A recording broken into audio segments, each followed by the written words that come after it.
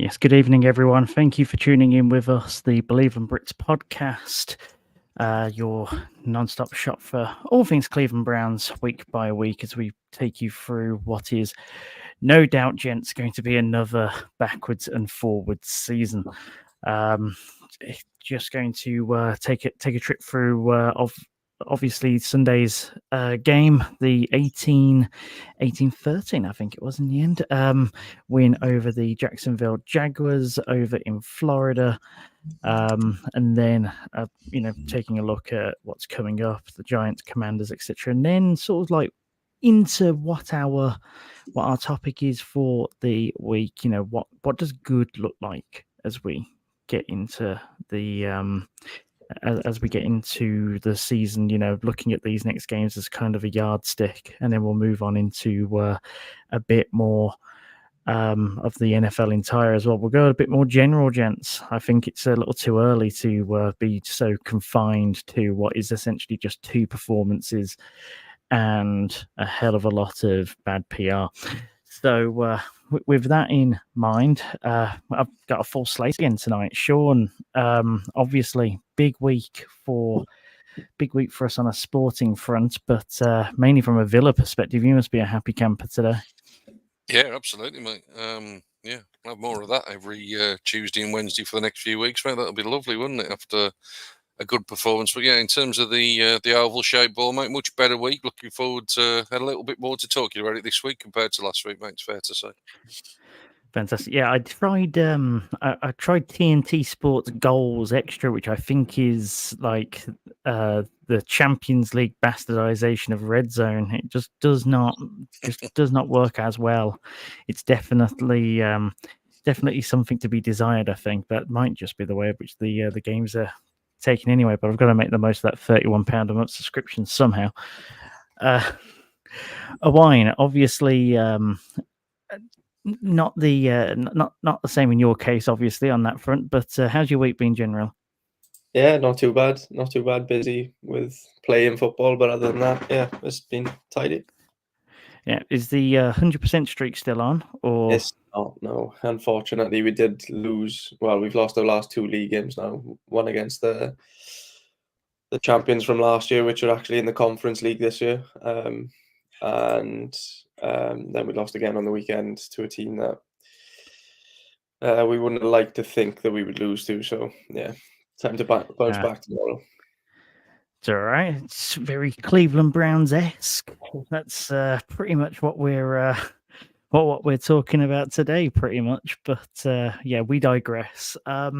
So obviously, let's just dig into it. So a very changed mood, I think, compared to this time last week. I definitely don't want to get us on the on the downer that it seemed to just evidently and almost predictably head towards last week. And obviously a win does wonders, as I think it does in this league, no matter what. But Shaun, and I'll kick off here with you, but just looking for a sense as to what your mood's like as we go here. But for example, that first half and that final, that scoring drive towards the end of the game, you look at that against a team like the Jaguars and you think, oh, okay, maybe there is something to, saying that, week one tells a little bit of a fib. Yeah, cautiously optimistic, I'd say I'd describe myself as at the minute, mate, probably. I think I sort of called it out on Sunday. I think at times we forget that we've actually now got a competent staff, and, that starts with the head coach. We've been big fans on this podcast pretty, unanimously for a long period of time now, and I thought his opening sort of script, if you like, to Sunday was nothing short of superb. I thought he was really gutsy with his play calls throughout the day. There was I think three out of three on fourth down. In big moments, he came up with big calls. As you said, the offense did get a little bit stuck in the mud at the start of the second half. I think that's partly to do with some improvement from Jacksonville in the second half as well.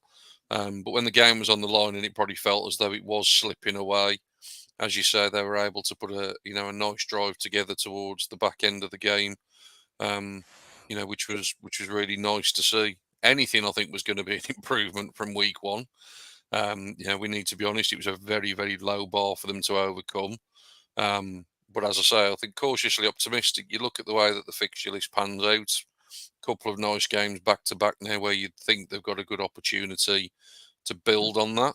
And let's hope that they do. Let's not forget that a number of these players, this is their first meaningful reps for a long, long time now. Reps in pre-season, we were quite critical of that last week after such a poor showing.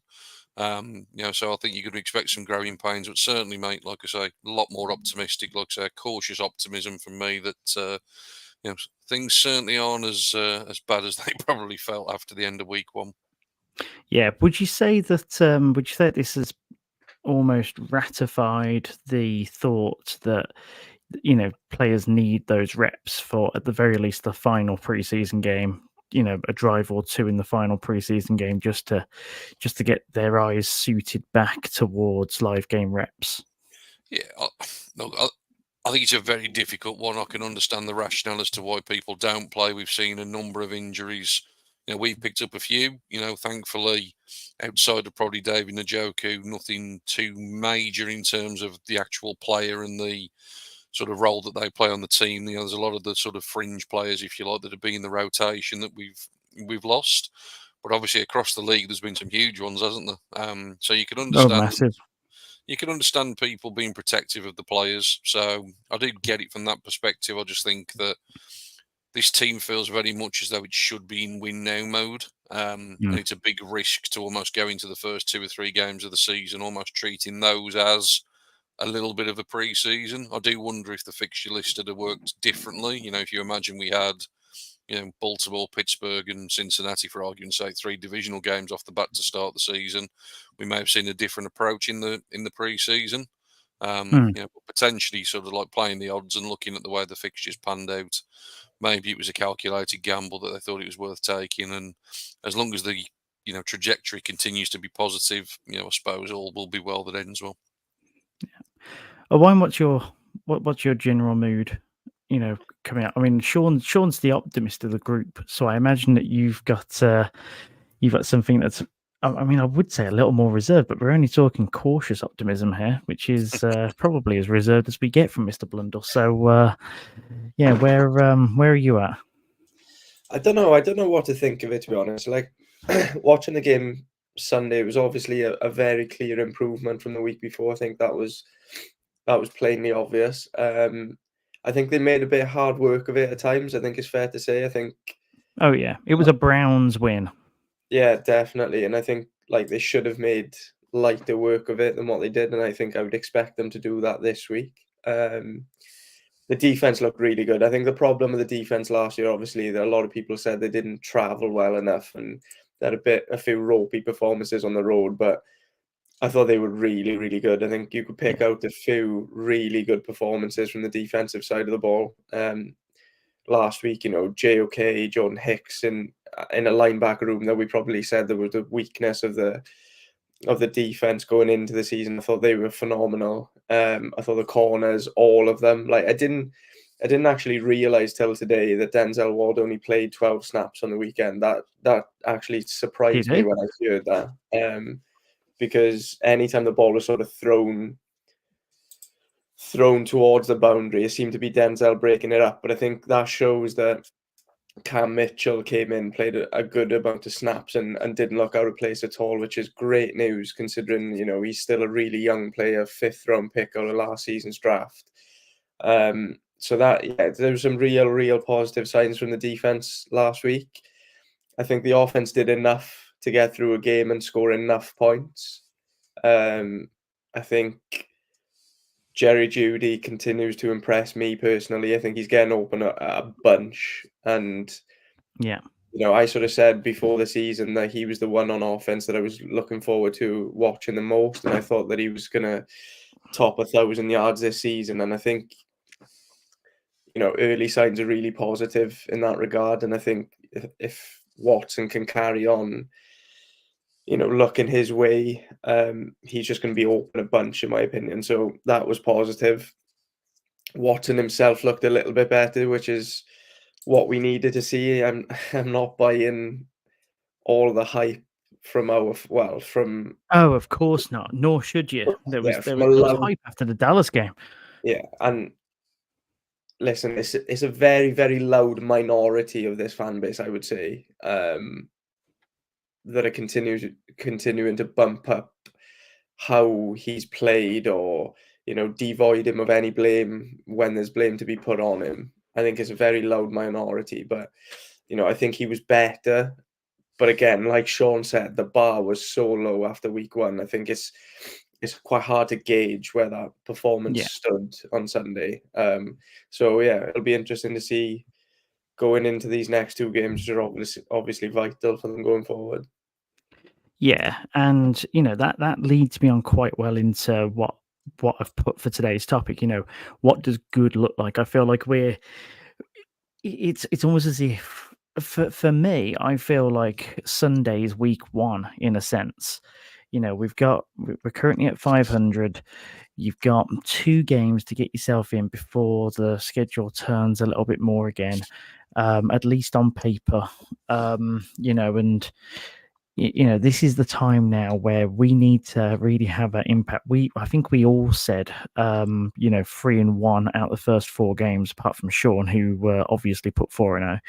As we do. So 3-1 would be about right, and then kick off from there.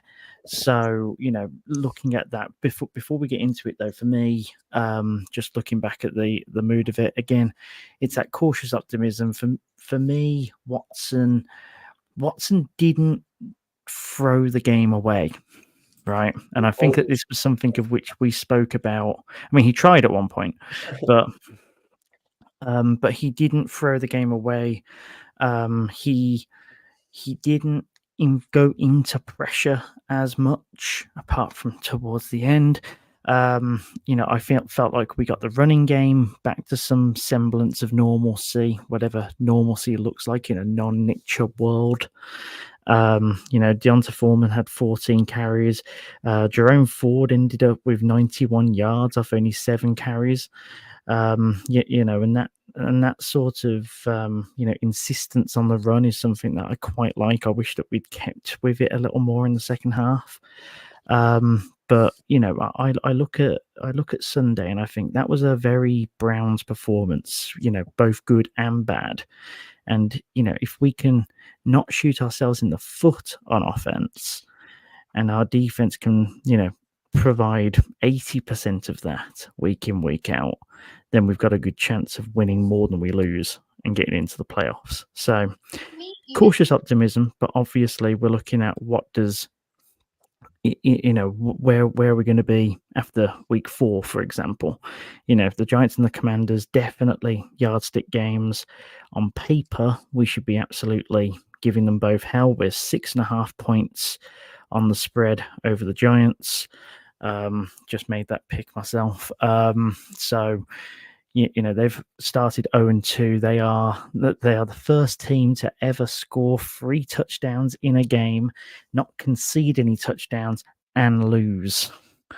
And that was to the Washington Commanders. So that tells you sort of as to what we're looking at next week. They got trounced by a Sam Darnold-led Minnesota Vikings. We'll get onto them a little later on in the pod as well.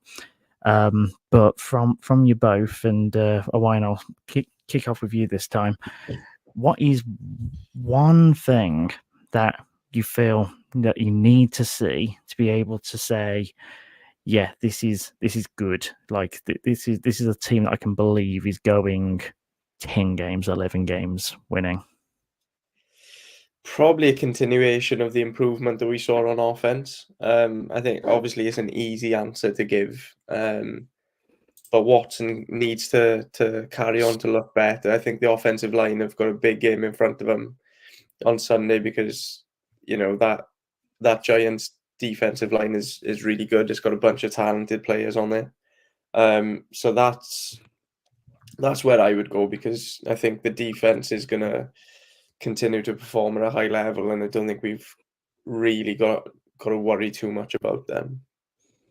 Yeah, are you looking more? Are you looking more generally, or are you looking more in I terms of think the obvious answer is how does Watson continue to look Yeah. like?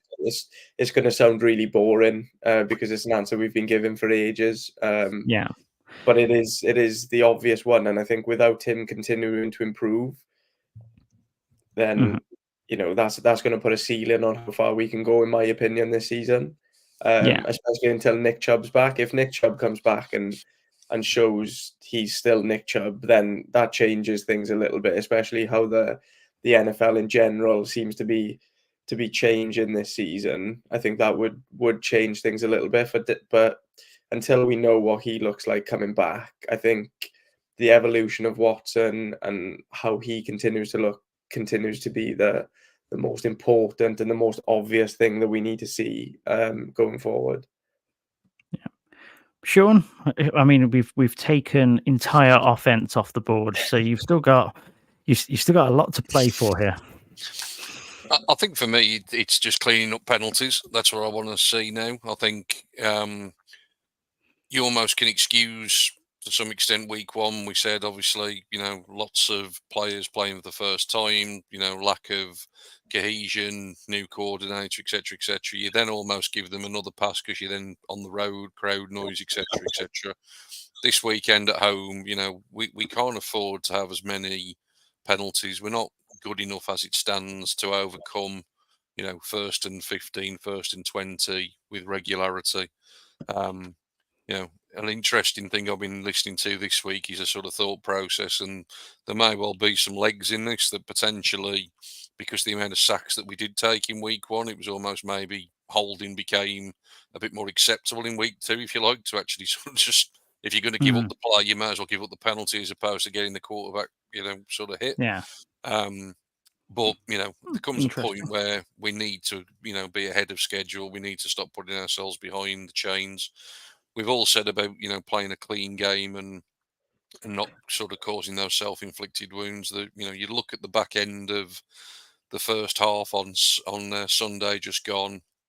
Amari Cooper has had a really poor start to the season, drops an absolute dolly of a pass that he should have caught, which would have extended a drive potentially. Then you're punching it in for 7. As it is, we settled for a field goal, which was a long one. Credit to Hopkins for making that long kick. But then, the resulting play is a kickoff, and Hopkins forgets the new kickoff rules and draws a penalty on himself, which takes a fumble off the board. So, those kind of mistakes, potentially there was an 11-point swing there from, potentially punching in the drive you were on, getting the ball straight back. Imagine how deflated Jacksonville would have been. I mean, they hardly saw the ball in the first half. And, and you think that actually that penultimate drive to end the half, it should have been Brown's ball again. So, cleaning up the mistakes, it became laughable at the end of the game when we ended up in, what was it, 3rd and 36 when we were trying to ice the game away. Just a point on that one as well. I'm not going to spend too long on it, but I think this is why I'd encourage anybody, and I've certainly tried to do this over the last 12, 18 months, is to, you'll always have your emotional reaction after the game. And I think it's really important to then go away. And if you do get time and you want to learn about the game and sort of understand it in a greater depth, go and sort of look at some of the film. If you don't understand it yourself, subscribe to some of these great platforms. I'll certainly recommend Brown's Film Breakdown, which is a sort of new venture that Jake Burns has launched in the last couple of months. And they really break down that play at the end of the game where the Browns threw it, and we were all really questioning what on earth they were doing. If you actually look at that play, it needs one defensive lineman to not bite on it, and it was Josh Hines Allen. That really threw me, by the way, Sunday. Hines Allen. I wondered who the hell he was to start with until I realised who he actually was. But Josh Allen, as we once knew him, he played that play exceptionally. If he hadn't have done, and he had a bit on the run, which every other Jags defender did, Cedric Tillman was walking into the end zone. We weren't just going to convert 3rd and 36. Cedric Tillman was wide open, and it was only that great play from Allen that stopped it. So that was another example of Stefanski really ballsy call. It would have been easy to run it in hindsight. At the time, you were all screaming, "Run it, just keep the clock ticking." But I think that to me was a positive sign in as much as Stefanski trusted the offense to go out there and execute. And I think if we can just clean up the mistakes, so we're not in 3rd and 36, it becomes third and manageable. Then we haven't got to find as many of those hero plays. But I think it's good to see that there is, like I say, some signs of life there. So just keep it clean, and I think we'll have a much better outcome. Yeah, I'm glad that you brought up that one. Actually, I saw it. I saw it on a tweet about a couple of hours before we went on air. The All 22, where you can see it from the proper wide out portrait viewing, and yeah, he was wide open, and like you say, it got 6 written all over it. And if he just gets another 3 or another couple of seconds to be able to actually to actually get himself settled and throw the ball properly, it's going that way. And that comes down to scheme. As you both have alluded to, it was well schemed, especially at the start, and to be able to pull out something like that out the hat, because everyone's thinking run, and you just needed that one extra to do so. But well done to Josh Hines as well for not biting on it, because that was a game-altering play at the time. Yeah. So great football all round. Really, it just did not execute the way we thought. So obviously, the emotional wrangling comes into play, and no one does emotional wrangling quite like Cleveland, do we? So always that in mind. For me, it's a little bit of both of yours actually. For me, it's about performing in the third quarter. I feel like the Browns are not a third quarter team. We can, and this is going to be important when we play teams like the Giants and the Commanders. It's after you have a good start and teams make adjustments against you, can you make those adjustments back? Because I can't think of how many times over the course of the last 2-3 years where you think, oh, okay, this is gonna pan out nicely, and then all of a sudden, it's really starting to, points start ebbing away. You have to punt the ball a couple of times, so the defense is getting tired. It happens more often than not, and then the penalties creep in. This is why I say that the Jags game was a very Browns win, because it was getting enough points early, defending like mad because of the fact that we're leaving ourselves open at the back, by not punching in some of these points, leaving points on the table because of penalties. Just an assured win. Give me like more than 7-point wins. I think that we led the league last year in one score wins. Or at least we were very close to. We had a handful, at least, of games that were settled by less than 5 points. I think it was, and it's impressive on the one hand, but on another, you can't be sustainable with that. And our defense doesn't deserve to have that against it. The offense can score enough points to make that happen. You saw it Sunday. There were chances to have at least 25, 26 points, but you just knew that we weren't going to do it. So that for me, if we can tidy that up, if we can have that assuredness going into Q3, heading towards the fourth quarter, that would be good for me. Does anyone have anything else that they wanted to that they wanted to throw out, something that they're keenly looking for over the next couple of games? I think we've covered the main ones. I think I'd like to see a bit more consistency from the special teams. I think obviously an improvement this week. The punt will go down as a legendary. Oh, that punt was! I can't believe you've left it 24 and a half minutes to bring it up. That was an insane punt. Yeah, that will go down as legendary. But I think the special teams on the whole, again, I think because, like you say, these games are close, it can almost be the deciding factor sometimes. So, again, it's cut out the penalties from there. Look, like I say, cautiously optimistic. I think they'll do well this week. I know we'll probably get onto our predictions to round things up, but I think we're in for a good weekend, and then let's see where they go from there. So let's talk about the NFL as a whole, guys. Just as we start to wrap up for the week.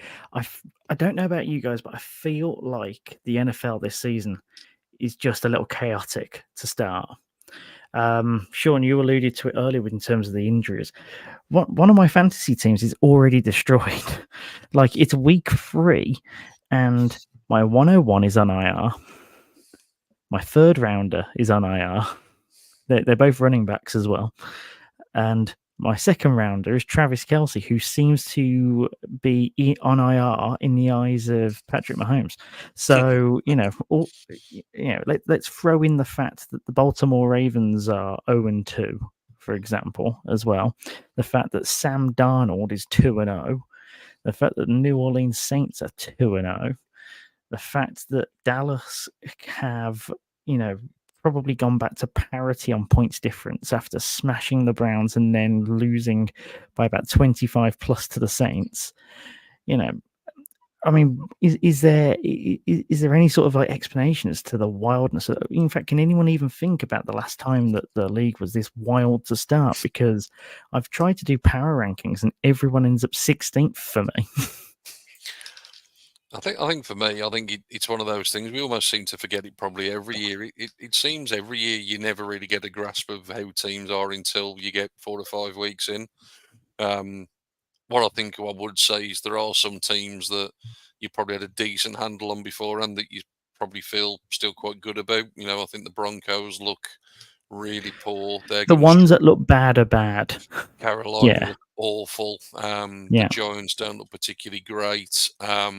I think the Steelers are 2-0 somehow again, and just don't look at anything at all like a competent football team. Certainly on one side of the ball, always have to give them credit defensively because they're obviously very, very good. But certainly from an offensive standpoint, I think anybody expecting that Fields and Wilson had come in and all of a sudden it'd be a lot better, it's just not.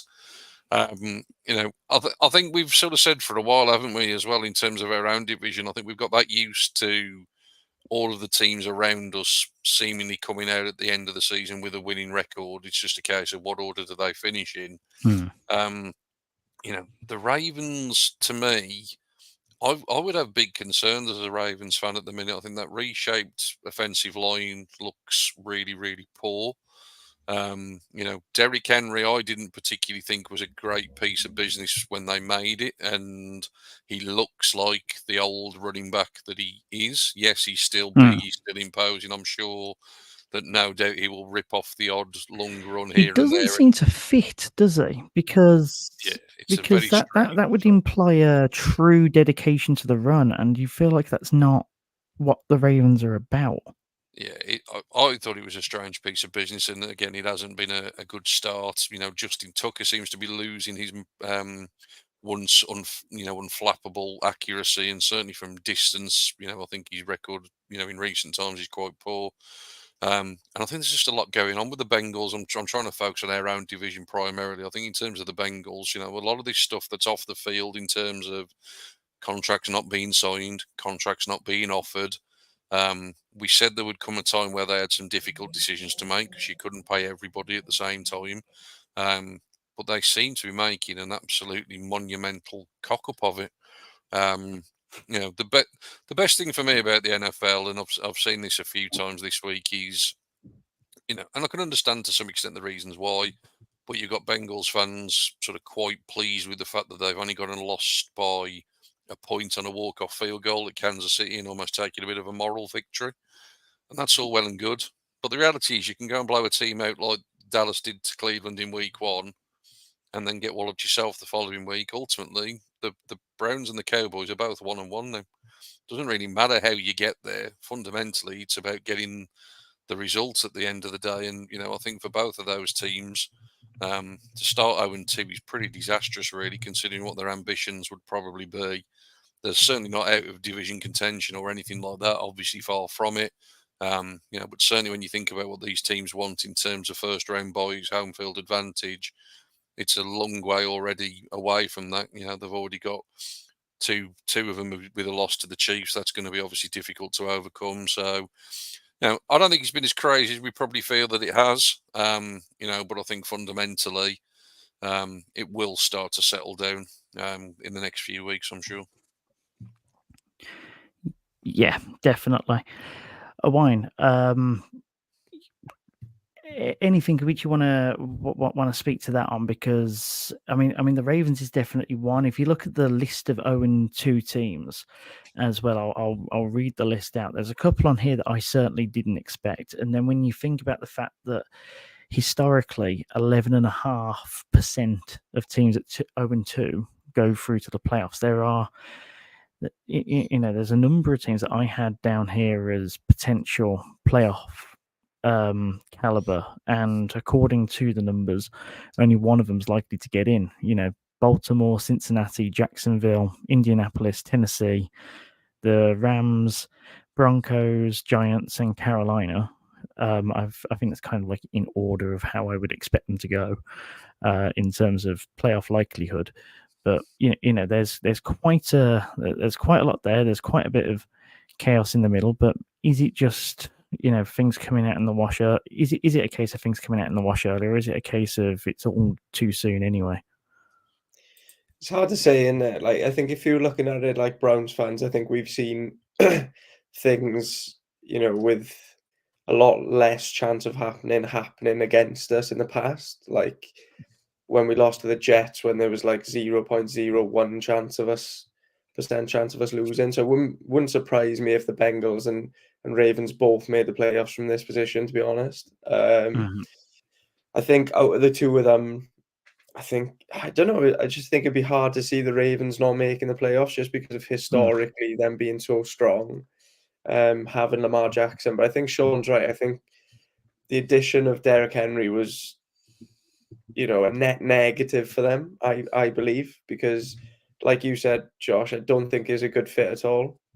I think Derrick Henry has traditionally played best when he's been, you know, running out, you know, when the quarterback's under center and he's got that 5 yards to build up a head of steam, and then, you know, hammer into the line as hard as he can, and then he's very difficult to stop. But with Lamar Jackson being in the gun so much, I think that, you know, that doesn't really suit Derrick Henry's game.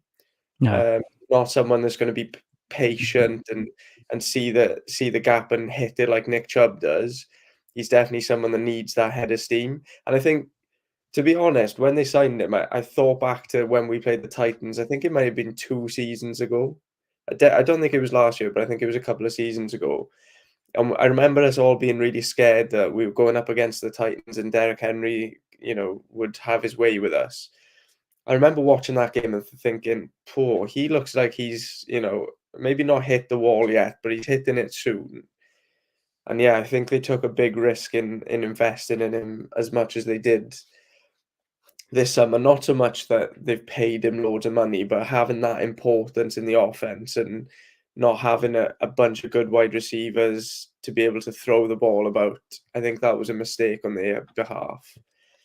But yeah, you know, the Ravens and the Bengals are good sides, and you'd expect them to bounce back. But you would also point at two of the teams they've lost to, you know, being really, really big losses. You know, Ravens losing to the Raiders. Raiders, you know, you shouldn't be losing to them. You know, Yeah. you can point at us being 1-1, but Cowboys are a good team. They always have been a good team. They're going to be a good team going forward. But yeah, Ravens losing to the Raiders was a big one for them, and be interesting to see how they bounce back from that now. Because if they go 0-3, then that's a real long way back, then, isn't it? Already. So yeah, we'll see. But I am actually glad that you brought up fantasy football to start your conversation there, because I didn't know whether you were gonna skirt around the loss that you took to me this week. So I just wanted to make sure that was brought up nicely. No, I was not going to skirt around that. That Dynasty League is, I think I'm in some sort of mini retool in that one. I didn't have a great first year on that one, and in a Dynasty League, I'm usually someone that starts fast and then takes pain like 3 or 4 years in. I'm having to take the pain early. So yeah, Well, I only won one game in that league last season, and I've already won 2 so far this season. So I'm on cloud 9 at the minute. My rebuild has gone fantastically well. The one of which so there's a full 10 yards one for people that bought the season guide this year and people who contributed, and we've done it in 2 conferences in order to fit everyone in.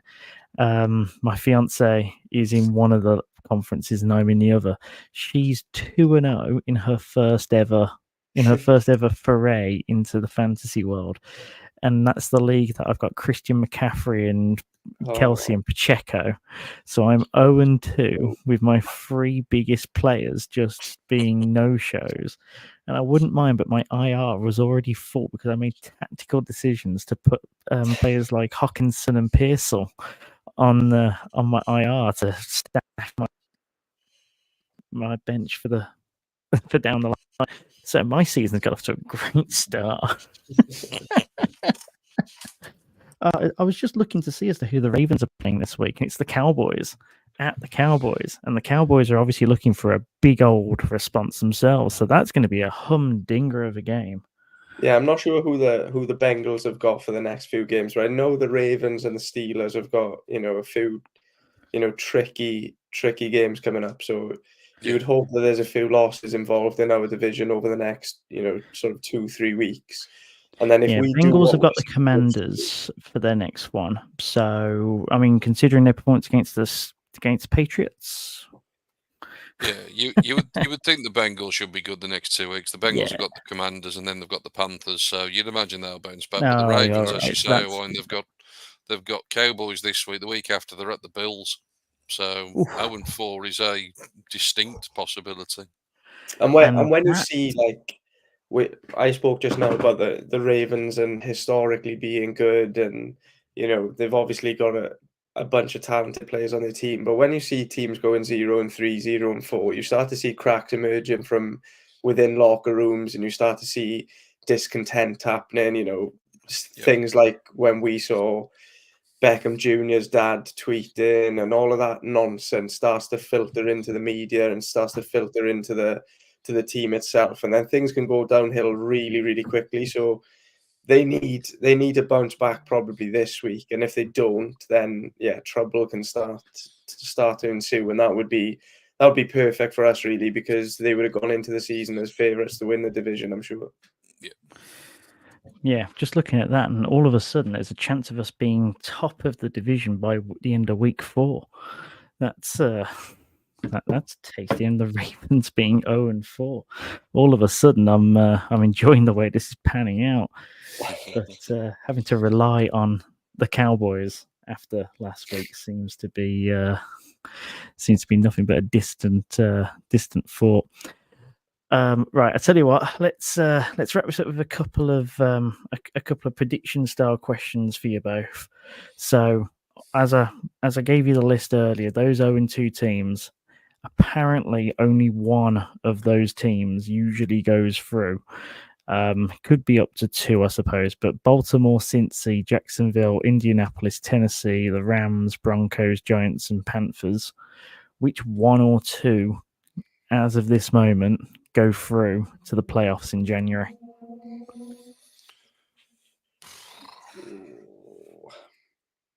I would probably go in terms of with the most confidence with the Bengals out of that list. I think the others that are 0-2, I think the Rams season's shot, isn't it? Let's be honest. They've got no Cooper Kupp now. They've got no Puka Nacua. They've got no offensive line. The Rams season is going to be over before it's begun. Can't see the Giants turning it round. So that leaves you then to the AFC. We sort of said in the start, didn't we? I sort of said the AFC South could have a team win it with a losing record. I've not been overly convinced by Houston, but they are 2-0 and everybody else is 0-2. So not really got a great deal of trust there, which kind of then just leads you back to our own division. And like you say, historically, you'd think that the Bengals would probably be the ones. Like I say, I do think and agree with what Owain just said there. I don't think it's beyond the realms that the Ravens lose the next two. I think the Cowboys is a tough game for them in terms of the start and the matchup. The Bills have been as good as anybody so far, and they've always seemingly had a bit of a sort of ability to get over Lamar Jackson. That seems to be a playoff game that comes up regularly. So I think the Bills will be prepared for that. I've just had a quick look at their Week 5 game. It'd then be the Ravens Bengals, so they could be 0-5. So yeah, I'm going to say the Bengals the most likely out of that list. Nice one, Owain. Yeah, I'd have to agree. If you push me for two, it would be the Ravens and Bengals both. I think, like Shaun said, I don't know, after watching the Jaguars, I'm firmly off that train. Yeah. And I just think it took a while. It took a while to drag you off that train, and you're off it kicking and screaming, but we got you off it. Like when me and Shaun were on that train, they did end up doing pretty well. So, but I think the Texans are for real. I think they'll have a really good season. So I don't see them, getting luck in their way to, winning a division with sort of 8-9 record. I can't see that happening. So I can't see them making the playoffs. I think, like I said, the only other two teams that you could sort of look at there with any degree of confidence would be the Ravens and the Bengals. The Ravens for, historical reasons, as well as having Lamar Jackson, and then the Bengals have got a bunch of talent, but I think it, to be honest, if I was to choose one of the two, I think I would go for the Ravens, because I just think that the Bengals have got a lot of explosive parts to their team in terms of, like, if things start to go wrong, I think that team and that organization has the potential just to combust from within. You look at T. Higgins being in his option year and doesn't look like he's asked to play. Jamar Chase has obviously had his off the field issues with his contract over the summer. I don't think Burrow would be particularly happy looking at, he's just signed a big deal, and I'm sure he said something like that he could have had more, but he decided to take a little bit less so they could pay Jamar Chase and his weapon. So if that doesn't end up getting done, does Burrow start to get pissed off with the organization? So there's a lot of things there that could go wrong quickly. And I think whereas the Ravens have got that stability and they've had that culture, built over a long, long period of time, I don't think the Bengals have. They've just had a few good years in a row. So I think if one of those was to go badly wrong, I think my money would be on the Bengals. So if I was going to pick anyone, I think Ravens would be my pick. Yeah, I kind of go back and forth on it personally. The Bengals make the most sense from a schedule perspective. I think as we do what we've just done, the strength of schedule definitely does not look good for the Ravens, and that Raiders game is one of which they kind of needed to have early to settle the ship. Like Shaun, like you say, they could be 0-5. If the Bengals go that way, but with Cincy, I know that they ran it close with KC, but they are KC's bogey team at the same point. There's always that one team that almost everyone has that little stranglehold over, no matter how good they are. And for some reason, the Bengals can face up well to the Chiefs. I think that the next couple of games for Cincy are going to be a good yardstick themselves, and to see as to where they actually are going forward. If they make light work of the Commanders, I mean, I think that everyone will make light work of the Panthers, unless Andy Dalton really does feel like sticking it to the man, which would be hilarious for its own reasons. But so I give it to the Bengals there. I totally agree that the interior stuff is mad. The Bengals have the opportunity, at least on paper, to do something unprecedented for their franchise. They could set themselves up for the next 5-6 years. really expand that window. And yet the ownership is trying its hardest to ensure that it lowballs, and that's only going to do one thing in a league that's constantly raking in more dosh. It's only going to piss them off and send them packing. So very interesting on that front. The Ravens are the Ravens, annoyingly. And you could definitely see the Raiders being a blip, and they come back against the Bills. Again, Shaun, like you say, the Bills are the kind of team that, do literally anything to get over them, of which, they seem to be a bogey side for them, which is interesting. If they go 0-5, I don't think they go 11-6, for example. I think that they would have to really, really chase that wild card spot, which I don't think that 10 would do it this year. It's one of those where I think you'd have to, you'd be going in by tiebreakers, and they might not have them. So very interesting there. But yeah, the other ones, Jacksonville, I was off that train years ago, but they definitely look bad now. I was on the Colts train. I don't know what's wrong with the Colts. That just seems to be something that never got going. Tennessee, there seems to be a new terrible thing with Will Levis each week. The Rams are just injured. It's kind of sad to see, actually. The Broncos, I mean, my God, that Bo Nix offense was awful. Trying to root for the Broncos against the Steelers on Sunday was just painful, wasn't it? I don't know if you guys actually watched it, but that was pulling teeth out painful. And then Giants, discussion earlier about us playing them.